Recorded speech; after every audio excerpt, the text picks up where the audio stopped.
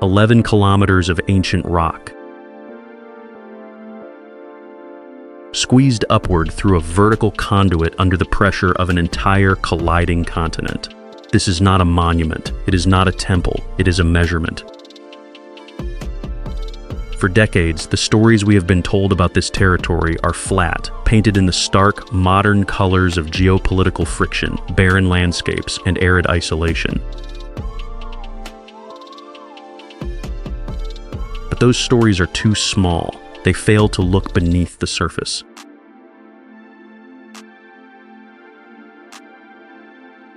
The real story is not written in ink.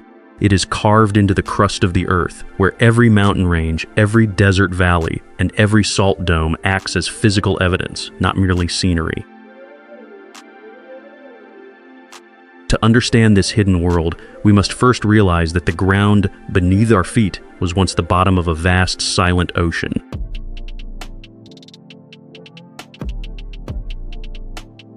"50 million years ago, the Tethys Sea filled this entire region. It was a deep, quiet basin of warm water, collecting thick layers of sediments, volcanic ash, and rich mineral deposits across hundreds of millions of years. Then the world began to move. The Arabian Plate collided with the Eurasian Plate. It was a slow-motion collision, a crushing force moving at the speed of a few centimeters a year, but it possessed the momentum of a continent. The ocean did not simply dry up, it was compressed. It lay down, rose up, and became Iran. The sediments of the ancient seafloor were squeezed together, folded, and thrust toward the sky, forming the towering, whale-back anticlines of the Zagros Mountains.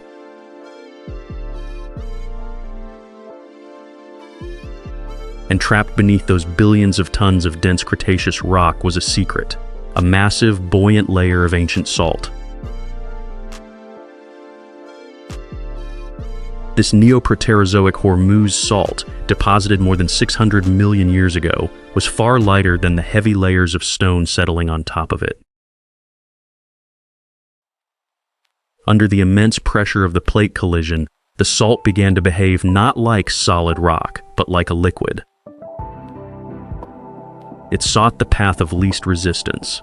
It found the fractures, the faults, and the weak points in the mountain cores, and it began to rise.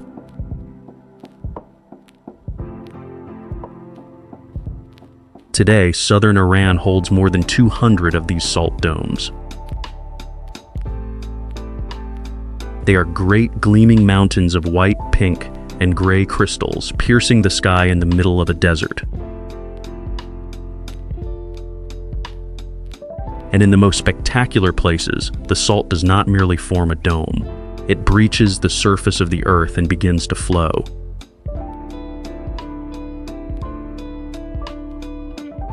We call them namakirs, salt glaciers.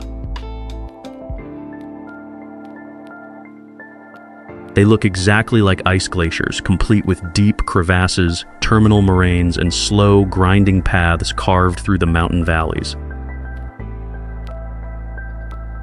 But they are made of solid sodium chloride. The Qanats salt glacier is the most active and representative of these anomalies. Standing at its base, you can hear the faint, dry crackle of salt crystals shifting under the heat of the sun. The air is thick with a dry, mineral taste. The salt here does not melt to flow. It flows because of a geological process called diaporism, driven by density contrasts and gravitational force. But its movement is not uniform. The behavior of this salt glacier is determined by a hidden microscopic chemistry.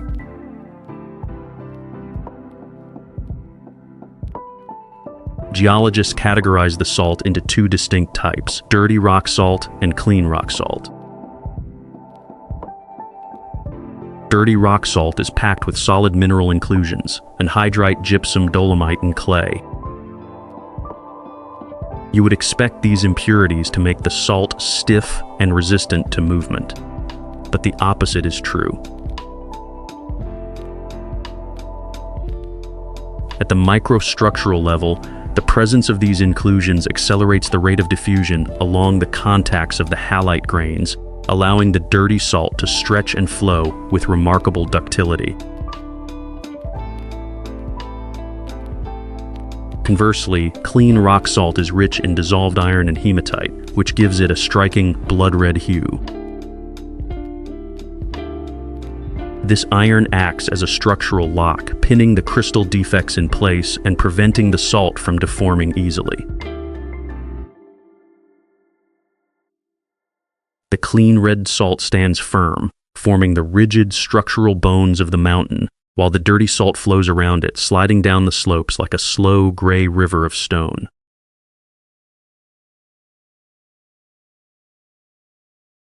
This creates a landscape in constant dynamic equilibrium. During the long, dry summers, the salt glacier undergoes what scientists call dry inflation. The intense heat bakes the outer shell of the glacier, forming a thick, protective carapace of dry mud and salt crust.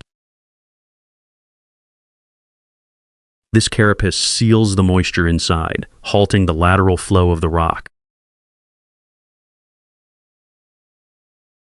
But when the winter rains finally arrive, the entire mountain changes.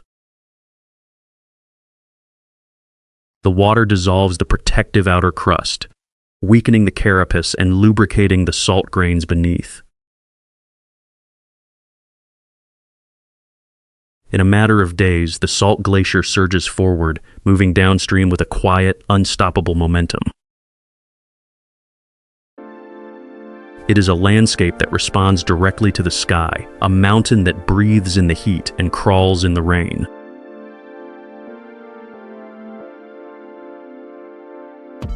To walk on this surface is to step onto a geological laboratory that has been active for millions of years. But the salt glacier is only the beginning of the mystery. As the ancient plates continue to collide, squeezing these slow-motion giants toward the light, they shape the very boundaries of human survival. The people who chose to live in the shadow of these mountains did not fight the geology. They learned to read it. They understood that in a land of extreme contrasts, where the surface is scorched by an unforgiving sun, the secret to life must be found beneath the surface.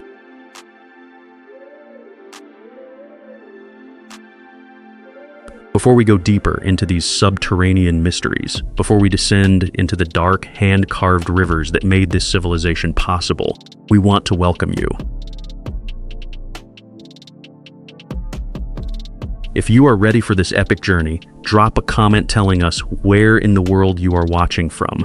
Hit the like button, subscribe to Vistanamed, and turn on notifications so you never miss more of our upcoming videos.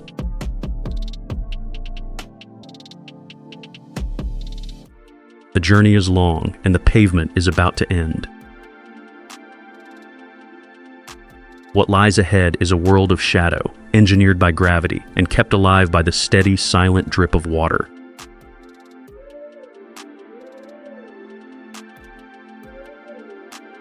Close your eyes and listen to the desert. On the surface of the central Iranian plateau, the silence is absolute, broken only by the dry hiss of wind-shifting sand over sun-baked clay. The heat here is not a mere climate. It is a physical weight, rising above 40 degrees Celsius in the long summer months, baking the earth into a hard, windowless crust. To look at this landscape from a distance is to see a territory of apparent impossibility, a place where life should not exist. Yet, if you look closer, you will notice something strange. Dotting the barren valleys, stretching in neat straight lines across the desert floor like a giant ancient spine, are thousands of circular earth mounds. These are not ruins, and they are not natural formations. They are the breathing holes of a hidden civilization. They are the physical evidence of the Keres, the Persian Qanat system.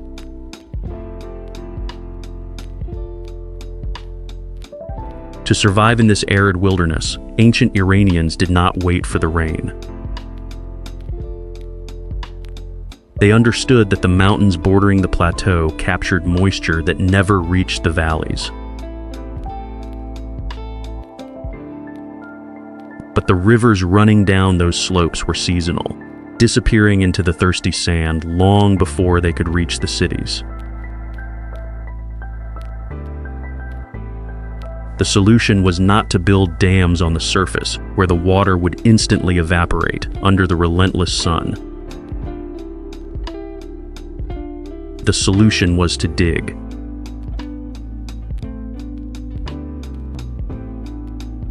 More than 3,000 years ago, Persian engineers developed an elegant, gravity-powered water transport system that would change the course of human history. They went underground.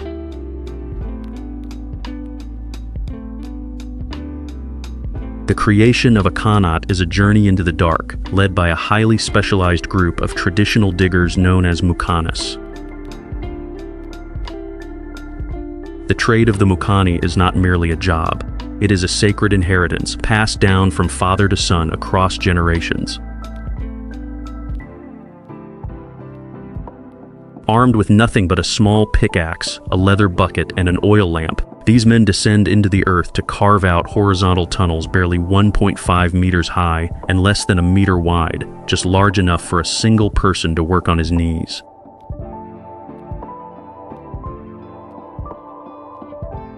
But to understand the true depth of their sacrifice, you must look at what they wear.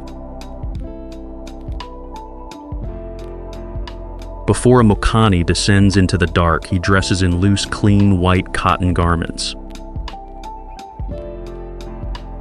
To the untrained eye, this may look like simple working clothes. But in the desert tradition, this white attire is their kafan, their literal burial shroud.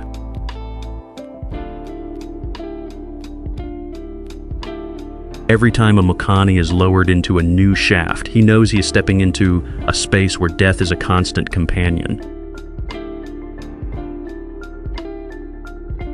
A single unstable layer of gravel can collapse the ceiling in an instant, burying him alive under tons of stone. A sudden pocket of toxic gas can choke him silently before he can signal the surface. A sudden, unexpected breach of an underground aquifer can trigger a subterranean flash flood, drowning him in the very water he sought to find.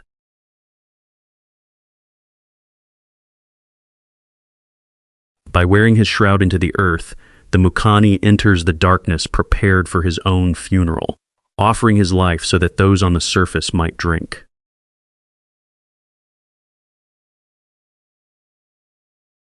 The construction begins at the foothills of the mountains, where the muqannas dig a trial well to locate the water table. Once this mother well is secured, they determine the exact point where the water must emerge in the valley below. Then, starting from the low-lying farmlands, they dig a gently sloping horizontal tunnel back up toward the mother well, cutting through miles of solid rock and compacted soil. Every 20 to 50 meters along the route, they dig vertical shafts down to the tunnel. These shafts are the lungs of the Qanat, bringing vital oxygen to the diggers below and allowing them to haul up thousands of tons of excavated earth to the surface.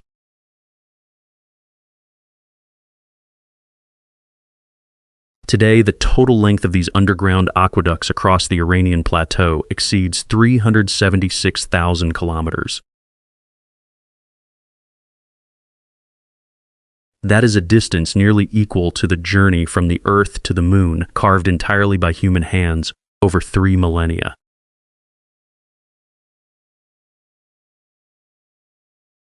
Under the ancient mud-brick city of Yazd runs the Zarch Qanat, a monument of this subterranean engineering.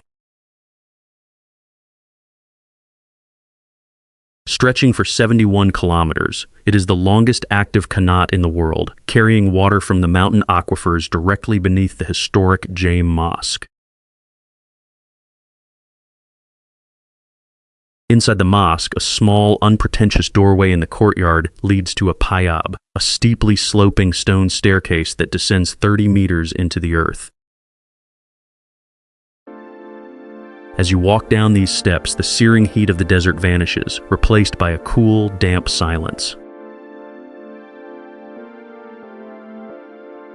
At the bottom, the water of the Zarch Qanat flows cold and crystal clear, untouched by the dust or the sun of the world above, supplying the community as it has for over 700 years.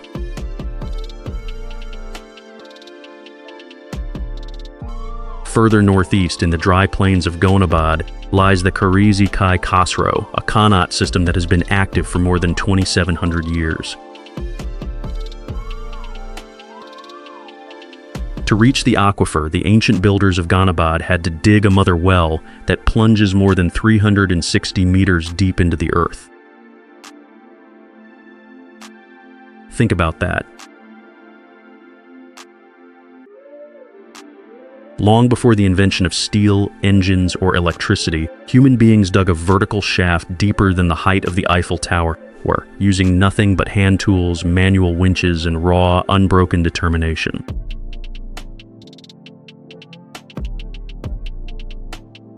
This level of engineering required a staggering understanding of physics and geometry. The slope of the Qanat tunnel had to be absolutely perfect. If the incline was even slightly too steep, the water would rush through the channel with too much velocity, eroding the tunnel floor and causing a catastrophic structural collapse. If the slope was too flat, the water would pool, stagnate, and eventually soak back into the dry earth before ever reaching the town. To achieve this mathematical precision, ancient surveyors used a simple wooden level called a mizan, measuring the height differences over miles of rugged, uneven terrain.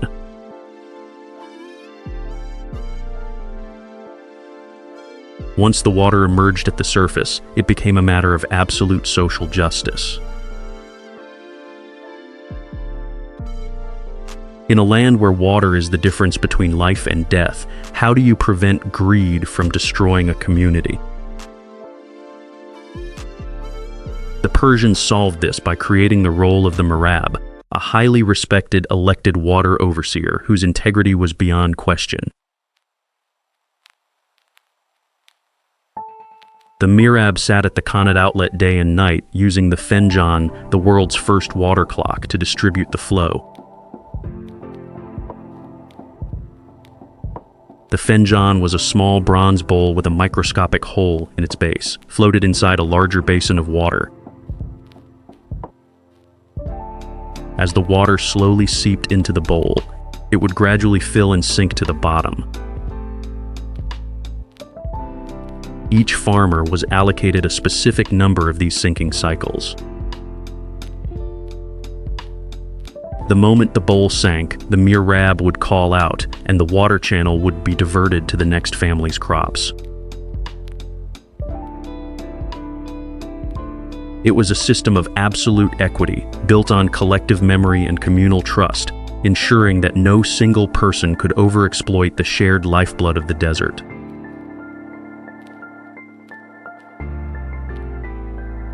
This subterranean water did more than irrigate the fields. It redefined the very architecture of survival on the surface. By routing these underground streams directly beneath residential basements, Persians created natural subterranean cooling chambers. When combined with the towering wind catchers, or bedgers, rising from the mud brick rooftops, this created a highly efficient organic air conditioning system. The Badger captured the dry, hot air of the desert and pushed it deep down into the basement, where it passed over the cold, flowing water of the Qanat. The air was instantly cooled, humidified, and circulated back up into the living spaces, dropping the indoor temperature by more than 15 degrees Celsius without a single watt of power.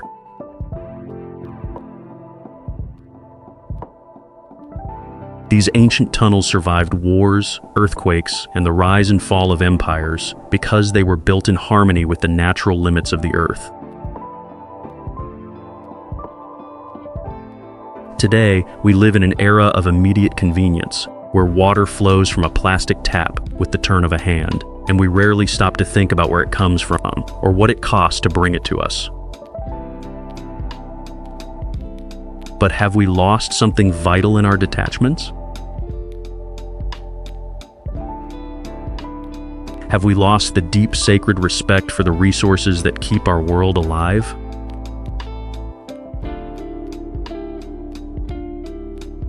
But as the silent rivers continued to flow in the darkness beneath the desert sand, the coast was preparing a completely different spectacle, a place where the dry mainland gives way to an island where the earth itself turns to fire, and the waves run thick with the color of blood.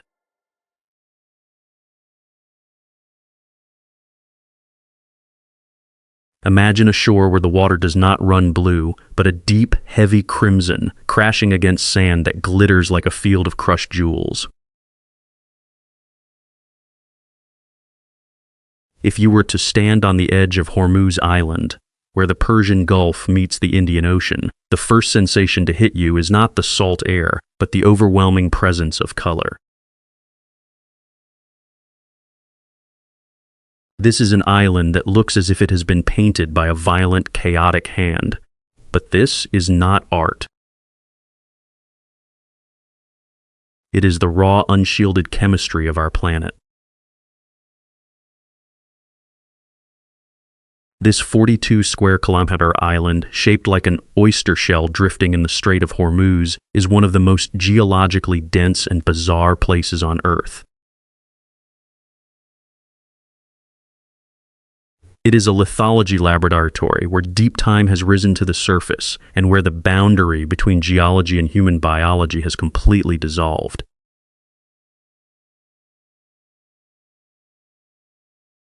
To understand how this island came to be, we must look back 600 million years.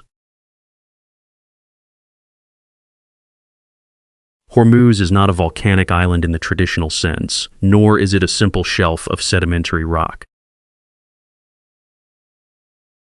It is a massive salt diaper, a colossal dome of ancient rock salt that breached the seabed under the intense pressure of colliding tectonic plates.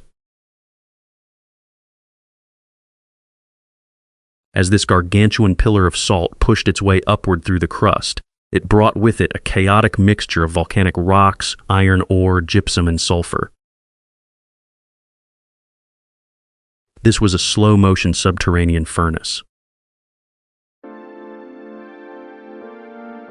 The immense pressure and heat baked these minerals, altering their crystalline structures and creating a stunning array of more than 70 different mineral compounds. As the salt dome gradually emerged from the ocean, the relentless forces of wind, rain, and salt water began to wash away the softer materials, leaving behind a surreal landscape of multicolored mountains, sharp mineral ridges, and deep, silent canyons.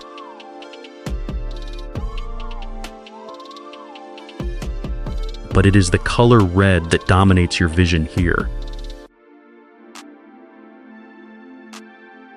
The southern coast of the island is home to the famous Red Beach, where the sand is so saturated with hematite, an iron oxide mineral, that it stains everything it touches with a vibrant, permanent rust. The concentration of iron oxide in this soil is staggering, reaching up to 70% in some areas. When the waves crash against this shoreline, they dissolve the loose red dust from the cliffs, turning the sea surf into a deep, frothing pink. As you walk along this beach, you will notice sections where the sand suddenly changes from a dull rust to a glittering, metallic black and gold.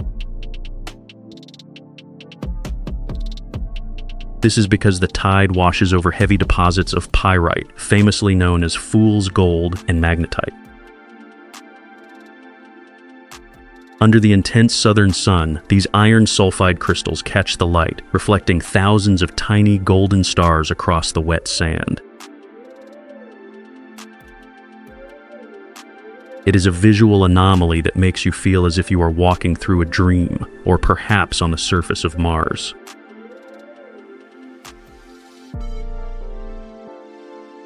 Yet the relationship between the people of Hormuz and this red earth is far deeper than mere aesthetic appreciation. In most places in the world, soil is something to be walked upon, a surface to be cultivated or ignored. But on this island, the soil is something to be eaten. The locals call the pure iron-rich red earth gelak. For centuries, they have treated this unique mineral dust not as dirt, but as a prized spice. When the summer heat begins to subside, local women venture out to the red mountains to harvest the finest, softest red soil. They carry it back to their kitchens, where it is meticulously refined, sifted of any gravel, and integrated into their traditional cuisine. This is the secret ingredient behind sirah, a savory, pungent fish sauce that is an integral part of the regional identity.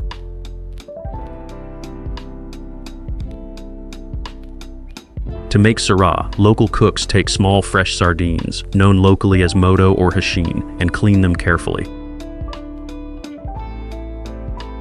They then layer these sardines inside large glass jars, packing them tightly with coarse sea salt, wild sour orange peel, and a generous portion of the sifted red gelak.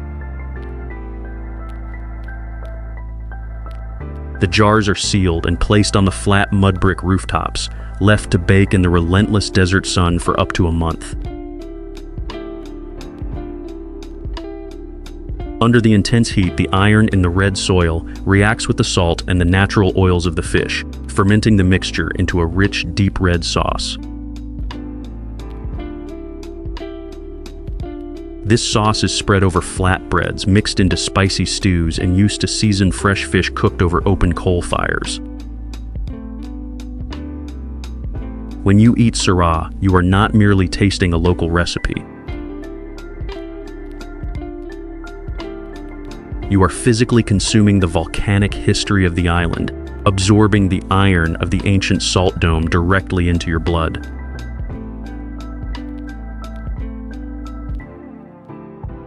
As you travel further inland, away from the blood-red shoreline, the colors of the island begin to swirl. This is the Rainbow Valley, a narrow winding canyon bordered by mountains that display bands of yellow ochre, white gypsum, purple shale, and deep blue clay. This kaleidoscope of Earth is the direct result of the uneven cooling of molten rock millions of years ago, combined with different stages of mineral oxidation.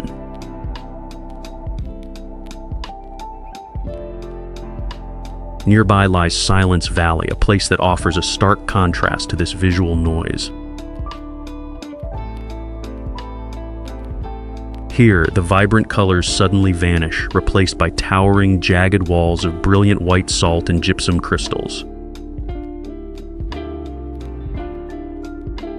This is the home of the Goddess of Salt Dome, a massive crystalline structure that rises like a frozen white cathedral. The salt walls are so dense that they absorb almost all ambient noise, creating a heavy physical silence.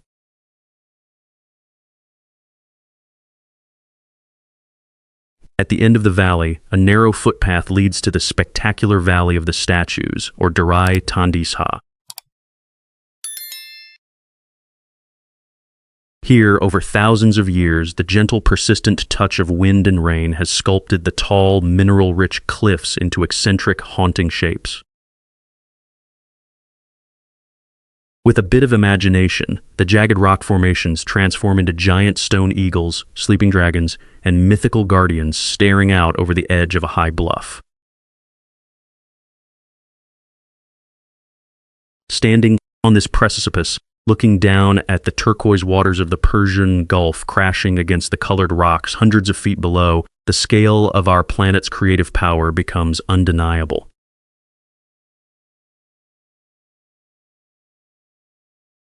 This island is a living canvas, a place where the Earth displays its internal chemistry.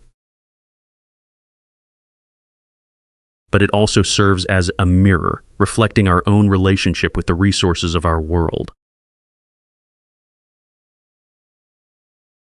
When we look at a landscape of such intense, fragile beauty, do we see something to be cherished and protected, or do we merely see a resource to be harvested and sold?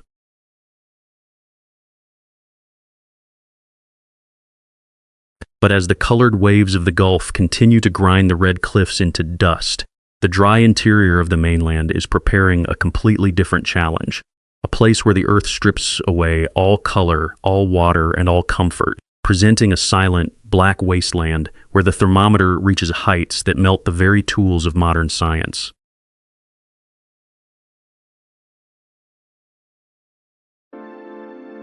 "70 degrees.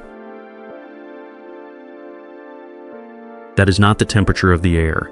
It is the temperature of the ground beneath your boots, a surface so hot it functions like a stove on full blast.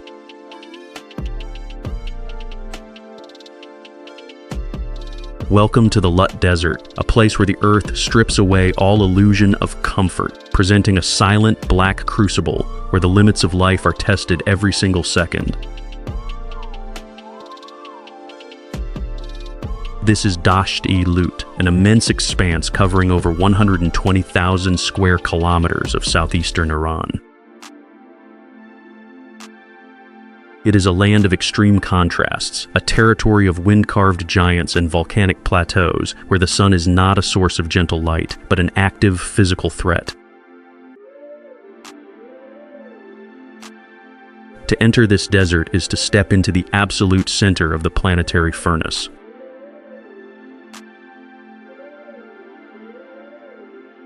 For decades, outer space satellites looked down at this region and recorded data that seemed impossible. In 2005, NASA's Aqua satellite measured a land surface temperature of 70.7 degrees Celsius in the heart of the Lut. For a long time, the scientific community treated this number with deep skepticism, assuming it was a satellite calibration error or a processing anomaly. But when researchers finally ventured into the interior on foot, they realized the reality on the ground was even more terrifying than the data suggested.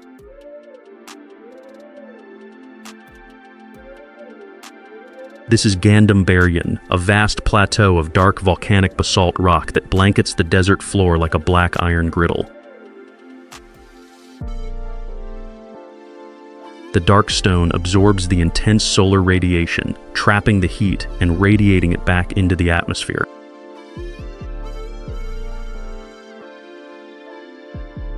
If you open a vehicle window here, the air does not blow.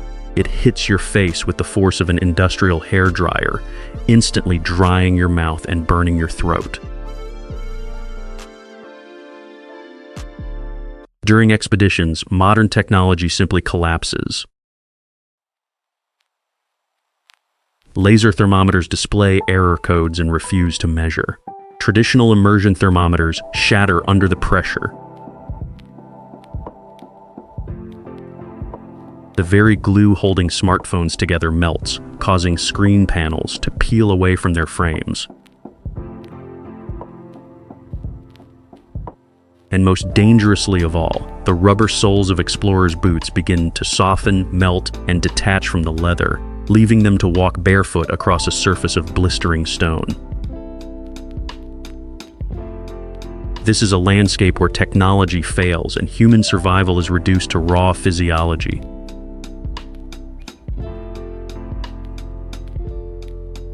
The name Kandovan translates to roasted wheat. It comes from an old desert legend about a caravan that abandoned its load of wheat on the dark basalt plateau.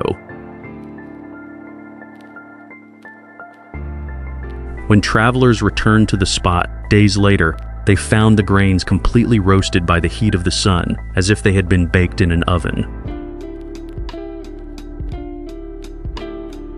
To test this legend, modern explorers have placed raw meat directly onto the black rocks of Kandovan.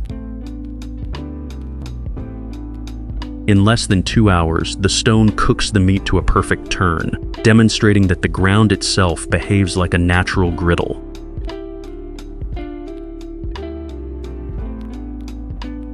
For generations, maps marked this region as abiotic, a scientific term meaning completely devoid of life. It was believed that the intense heat and absolute lack of water create a sterile zone where no organism could survive. But nature refuses to be written off. Recent biological explorations have shattered this myth. In the deepest, hottest parts of Kandovan, scientists turned over the scorching black stones and made a stunning discovery. Thriving in the micro-shaded moisture beneath the rocks was a specialized endemic food web. At the apex of this tiny survivalist ecosystem is a unique creature, the Lut Desert cockroach, known scientifically as Leiopteroblata monadae. This insect does not merely survive here. It thrives, feeding on wind-blown organic debris and microscopic fungi that find refuge in the shadows. It is a powerful reminder that life is not a fragile accident, but an unstoppable force that will adapt to the most lethal environments on Earth.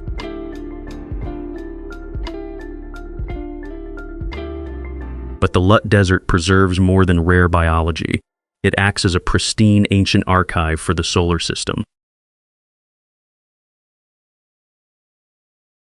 Because there is virtually no rainfall, humidity, or vegetation in this hyper-arid wilderness, the ground remains completely stable across thousands of years.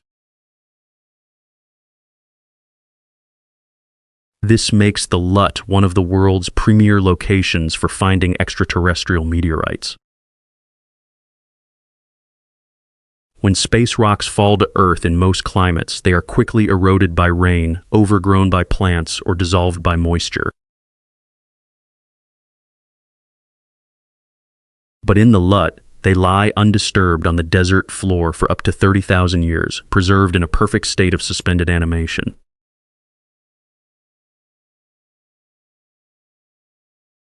As these ancient chondrites and iron meteorites sit on the sand across millennia, they slowly absorb trace elements from the salty desert soil. This creates a highly specific chemical weathering pattern that acts as a unique signature. A meteorite found in the Lut Desert carries a chemical ledger that is completely different from space rocks found anywhere else on our planet, allowing scientists to reconstruct the atmospheric history of our world over 30,000 years. Walking through this desert is like walking across the surface of the moon, stepping over cosmic messengers that fell to Earth when mammoths still walked the northern plains.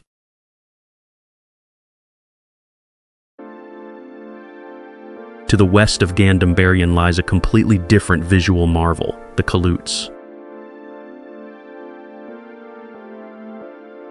These are colossal, wind-carved sand castles that rise up to 150 meters above the desert floor, stretching in neat, parallel ridges for 80 kilometers. They were sculpted over 20,000 years by the relentless force of the Shur River and the famous 120-day winds of Sistan. Walking among these towering structures at sunset is a humbling experience. The giant clay towers cast long blue shadows across the golden sand, creating a silent city of stone that looks as if it were built by a long-lost race of giants.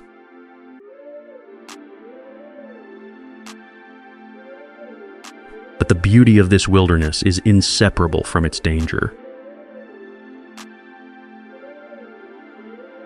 The Lut is considered one of the most impassable deserts on the planet.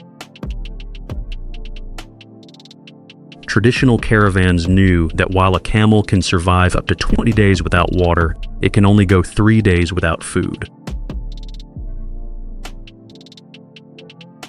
Because there is absolutely no vegetation in the deep interior of the Lut. Crossing it was historically impossible, a barrier of heat that kept empires apart.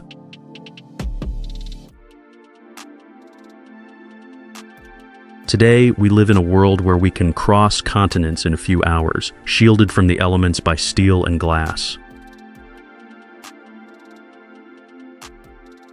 But in our search for comfort, have we forgotten the raw, unhurried power of the wilderness?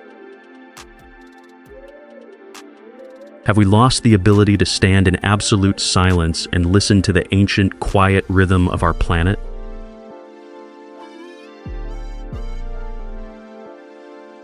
But as the hot winds of the Lut continue to polish the volcanic stone, a different kind of miracle was engineered in the southwest, a place where an ancient empire decided to capture an entire river, carving a labyrinth of waterfalls, dams, and mills out of solid bedrock to turn a barren plateau into a flourishing oasis.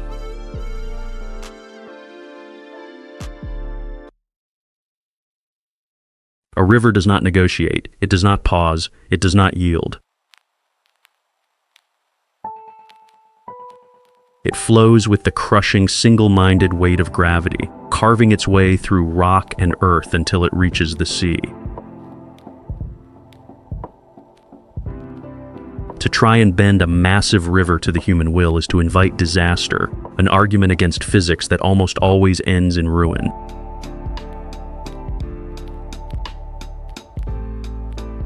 Yet 1,700 years ago, on a rocky sandstone plateau rising above the Karun River, Iran's most voluminous and unpredictable waterway, an ancient empire decided to do exactly that. They did not merely build a dam to block the water. They carved an entire island city, designing a massive, homogeneous hydraulic machine that would capture, divide, and redirect the river through a labyrinth of hand-cut tunnels, dams, and water mills.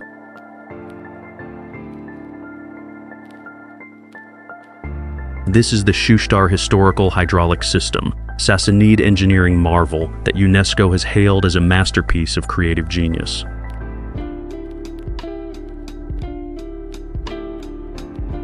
To understand the true scale and emotional weight of this place, we must look beyond the stone and mortar to a moment of catastrophic military collision.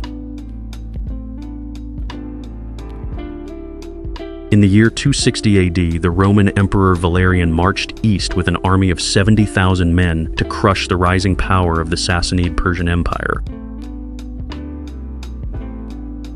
But on the plains of Edessa, they met the forces of the Persian king Shapur I. The battle was a rout. For the first and only time in Roman history, a reigning emperor was captured alive, taken prisoner alongside his entire army, including the elite Roman engineering corps.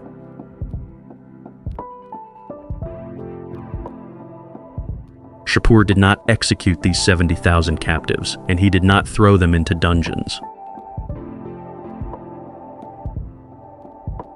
Instead, he marched them deep into the heart of the Persian territory, to the ancient agricultural center of Shushtar.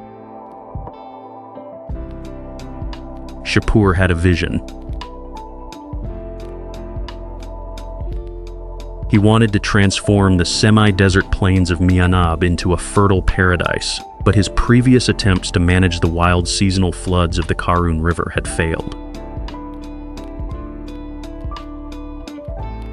he handed the task to his Roman captives. Under the direction of Roman engineers, utilizing Sassanid oversight and local materials, the defeated soldiers were put to work. They were forced to build their own monument of captivity, turning their military defeat into an engineering masterwork that would stand for nearly 2,000 years.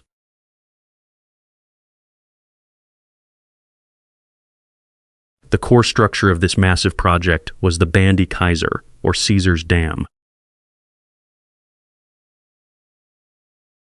Stretching 500 meters across the Karun River, it was the first structure in Iran to combine a bridge superstructure with a massive overflow diversion weir. The construction was a monument to raw, brutal physical effort.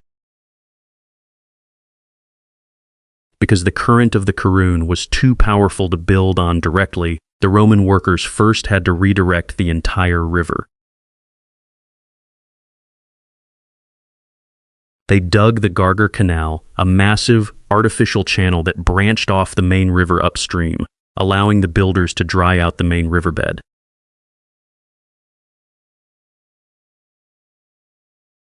Once the bed was dry, the captives laid down huge hand-carved blocks of sandstone, anchoring the foundation directly into the solid sandstone strata of the riverbed. To prevent the violent seasonal floods from undermining the base, they paved the entire riverbed upstream with massive interlocking stone slabs, a feature so smooth and expansive that the Persians named the structure Shadorvan, meaning the giant carpet.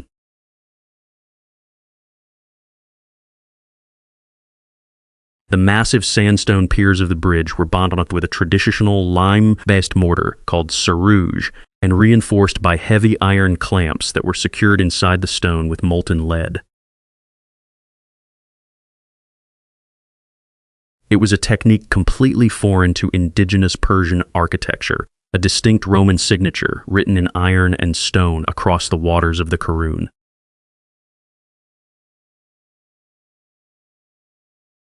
When the main river was finally let back into its channel, the Band-e Kaisar acted as a massive weir, raising the water level by several meters during the dry season, enough to gravity feed a network of irrigation canals that watered more than 150,000 hectares of agricultural land.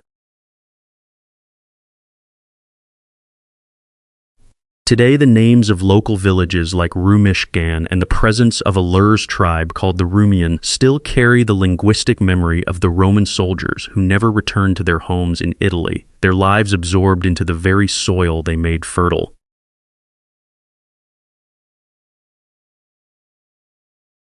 But the most spectacular component of this hydraulic machine is located just downstream of the Gargar Bridge Dam.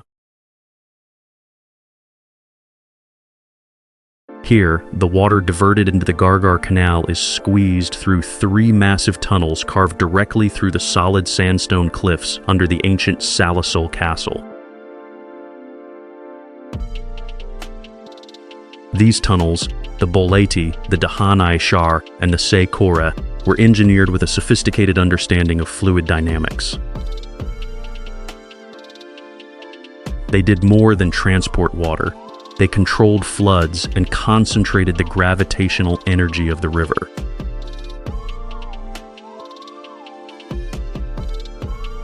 As the water emerges from the dark orifices of the cliffside, it drops several meters, creating a spectacular, thundering amphitheater of artificial waterfalls that plunge into a deep water basin below.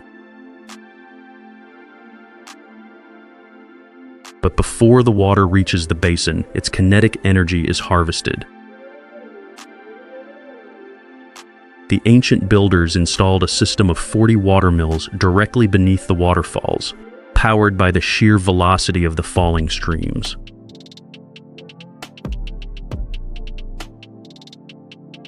Inside the dark stone-carved mill chambers, the falling water struck wooden turbine wheels, turning heavy, double-stone millstones that ground wheat for the entire region, day and night.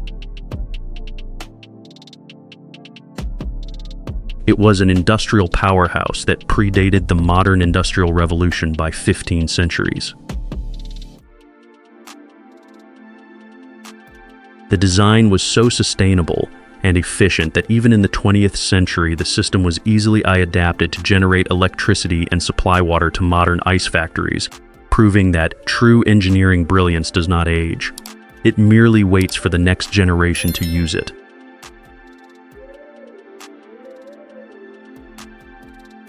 The entire hydraulic machine was controlled from Salicel Castle, a towering fortress that sits on a high bluff overlooking the river branches.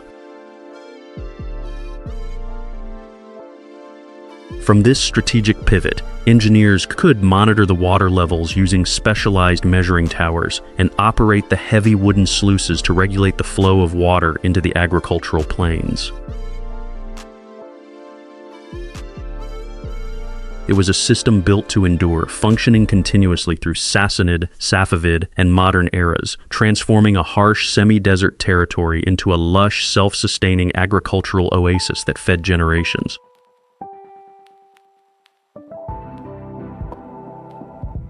When we stand on the edge of the Shushtar waterfalls, listening to the thundering roar of the Karun River, passing through tunnels carved by the hands of Roman captives 1,700 years ago, we are forced to look beyond the beauty of the scene. We are witnessing a physical record of human survival, a testament to how the collision of two rival empires ended up creating one of the most sustainable, life-giving systems on Earth.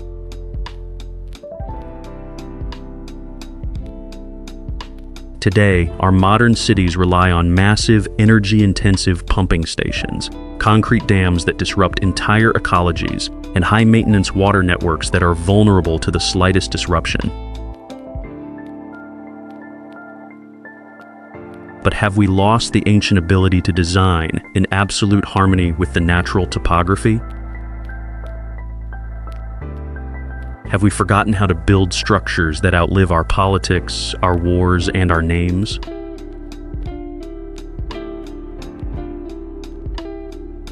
But as the waterfalls of Shushtar continue to sing their ancient roaring song, our journey must head north, away from the warm plains of Khuzestan to a place where the mountains grow cold, and where an ancient tribe decided to carve their entire lives, not just their mills, into the heart of a volcanic mountain.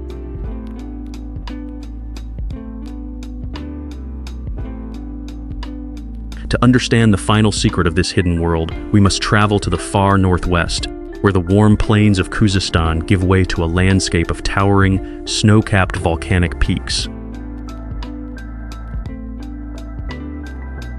Here, rising more than 3,700 meters above the surrounding plateau, stands Mount Sahand. Millions of years ago, this massive stratovolcano was a boiling furnace of tectonic energy. Its violent eruptions did not merely spew lava. They blanketed the entire region in thick, heavy layers of ash, volcanic mud, and molten debris. As these volcanic materials cooled and compressed over geological eras, they formed a unique, highly specific rock known as volcanic tuff, a soft, porous stone packed with tiny pockets of trapped volcanic gas.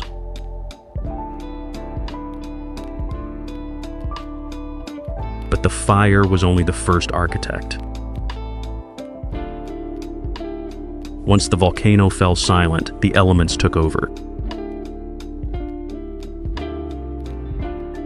For thousands of years, the fierce mountain winds, freezing winter snows, and torrential spring rains attacked the soft volcanic slopes. They carved through the weaker sedimentary layers, slowly dissolving and stripping away the softer ash. But the harder, more consolidated blocks of volcanic tuff resisted.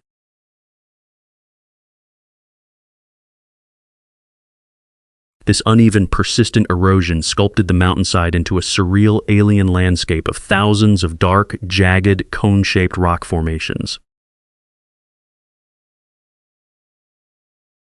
They rise from the valley floor like a giant field of stone chimneys, some reaching heights of more than 40 meters.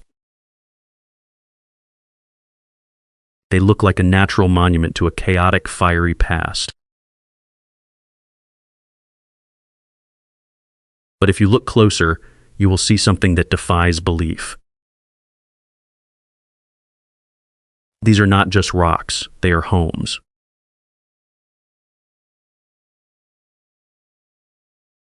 This is Kandovan, a living, breathing cave village where human beings did not build houses on the mountain. They carved their entire lives directly into the volcanic stone. Unlike similar geological formations in Cappadocia, Turkey, which have been largely abandoned by their original populations and turned into commercial hotels or tourist museums, Kandovan remains an active, dynamic community. Here, generations of families still inhabit the exact same rock-hewn dwellings that their ancestors carved out of the mountain hundreds of years ago, maintaining an unbroken connection between human culture and the deep volcanic history of the Earth.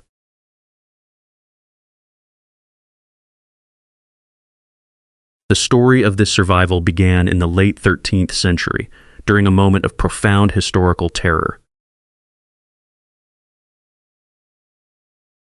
As the unstoppable, devastating Mongol armies swept across the Iranian plateau, destroying entire cities and executing populations, a local agricultural tribe known as the Hila Var was forced to flee their fertile lowlands. Searching for a safe haven where the Mongol cavalry could not easily reach them, they retreated high into the rugged folds of the Sahand Range. They found these bizarre cone-shaped volcanic rocks. Realizing that the soft, porous tuff could be worked with simple tools, they began to carve. They dug deep into the hearts of the cones, carving out small, secure rooms that provided perfect concealment and absolute protection from the invaders.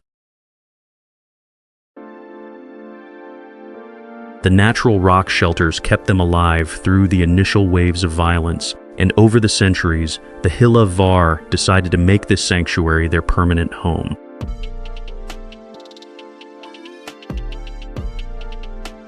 The structures they engineered are called karan in the local dialect, a word that translates directly to beehives. Each of these volcanic cones houses a multi-story dwelling, sometimes stretching up to 4 floors high. The ground floor is typically carved out to serve as a stable for livestock, keeping the animals safe from the harsh mountain winters. The second and third floors contain the primary living spaces, bedrooms, kitchens, and sitting rooms, while the topmost level is used for dry storage.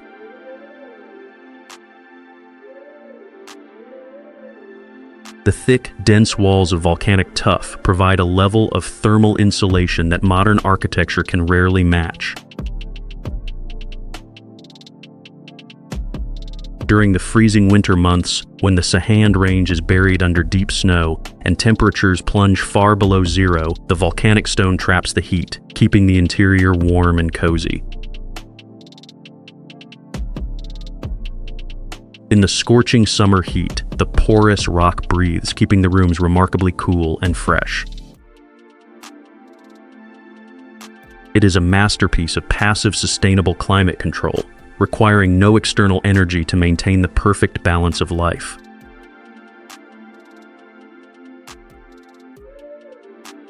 Today, the residents of Kandovan continue to practice their ancient traditional livelihoods in the shadow of these living stones. They cultivate high-altitude herb gardens, weave intricate wool carpets, and harvest some of the finest, most sought-after honey in the region, produced by wild mountain bees feeding on the diverse wildflowers of the volcanic slopes.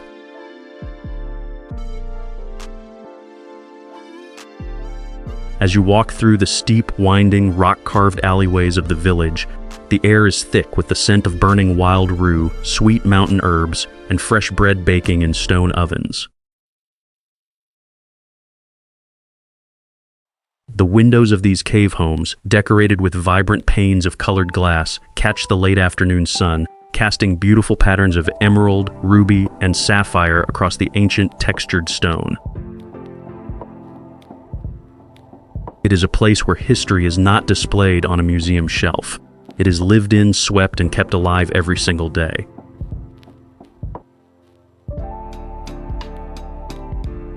But this unique, fragile way of life faces a silent, modern threat.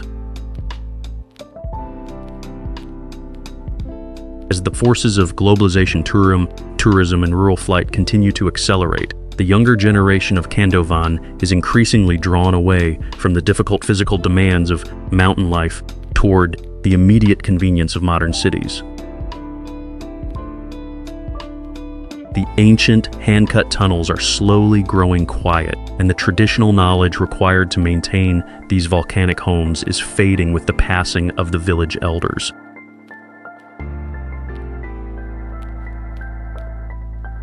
This brings us to a profound, lingering question about our own place in the world. As we continue to build our modern, uniform cities out of steel, glass, and concrete, separating ourselves further and further from the unique topographies of our regions, what have we sacrificed in the name of progress? Have we lost the ancient ability to live in absolute creative partnership with the raw materials of our planet?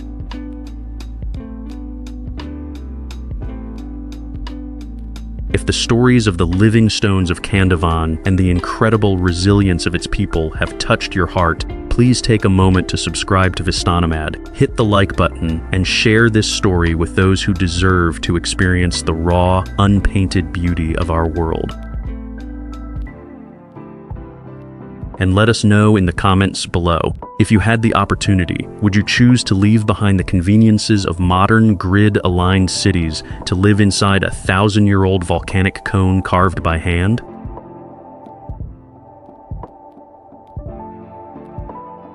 So far, so good. We have traveled across the vast hidden realities of this ancient plateau. We began our journey at the bottom of an ocean that rose up, witnessing the silent, slow-motion crawl of the massive salt glaciers of the Zagros.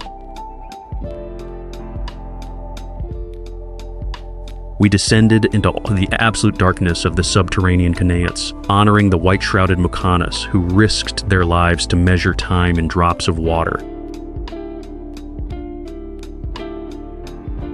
We stood on the shores of Hormuz Island, where the sea runs red with volcanic iron, and where the earth itself is consumed as a sacred culinary spice. We braved the blinding, 70-degree crucible of the Lut Desert, discovering that life refuses to yield even in the hottest place on Earth. We listened to the thundering, gravity-powered waterfalls of Shushtar, built by the hands of captive Roman soldiers 1,700 years ago. And finally, we climbed into the cold peaks of Sahand, where an ancient tribe turned volcanic ash into a living sanctuary.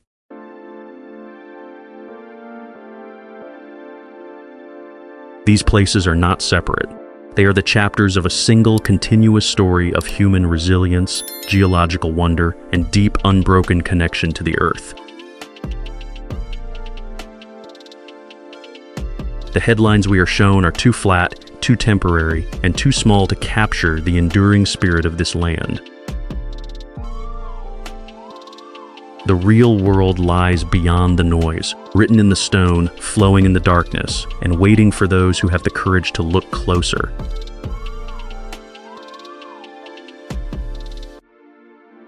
Thank you for traveling with us through every mile of this epic journey. Your time, your attention, and your shared curiosity mean everything to us. God bless you, God bless your family, and God bless every journey you take.